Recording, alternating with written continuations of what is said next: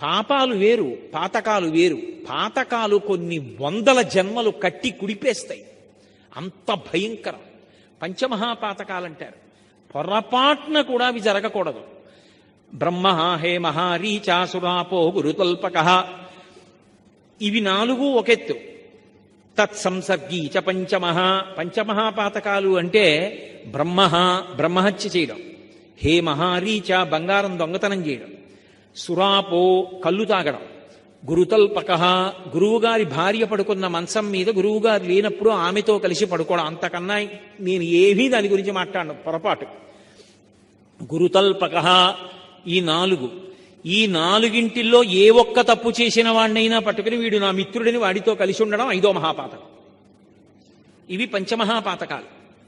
ఈ పంచమహాపాతకాలు చేసిన వాడు ఏం చేసినా పోదు దాని దోషం.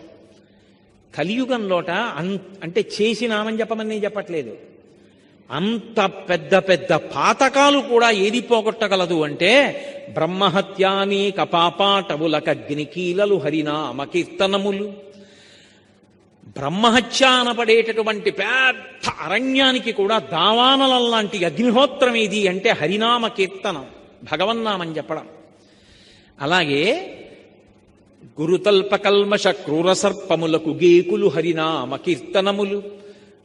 గురువుగారి తల్పం మీద ఆయన లేనప్పుడు ఆయన భార్యతో కలిసి పడుకున్నటువంటి మహాపాతకమనబడేటటువంటి నాగుపావుకి ముంగిస, భగవన్నామ సంకీర్తనం. తపనీయ చౌర్య సంతమసంబునకు సూర్యకిరణముల్ హరినామ కీర్తనములు. దొంగతనం అనేటటువంటి కటిక చీకటికి, ఆ మహాపాపానికి సూర్యకిరణం లాంటిది భగవన్నామ సంకీర్తనం. మధుపాన కిల్బిష మదనాగసమితికి కేసరుల్ హరినామ కీర్తనములు. కళ్ళు తాగడం అనేటటువంటి పరమ భయంకరమైనటువంటి మహాపాతకాలు ఏనుగుల గుంపుల్లా వస్తే భగవన్నామ సంకీర్తనం సింహం లాంటిది. ఆఖరికి నిత్య సమాధి విధులయలరు బ్రహ్మాదిసురులకు ఎందరాని చతుర్ముఖ బ్రహ్మగారికి కూడా అందనటువంటి ఆనందం దేనివల్ల లభిస్తుంది అంటే కేవలముగా భగవన్నామ సంకీర్తనం చేత లభిస్తుంది. అందుకే కలియుగంలో భజన మండళ్ళని అంత ప్రోత్సహిస్తారు. అదే కారణం. ఏ ఊళ్ళో భజన మండళ్ళు ఉండనివ్వండి, బాగా ప్రోత్సహిస్తారు పెద్దలు.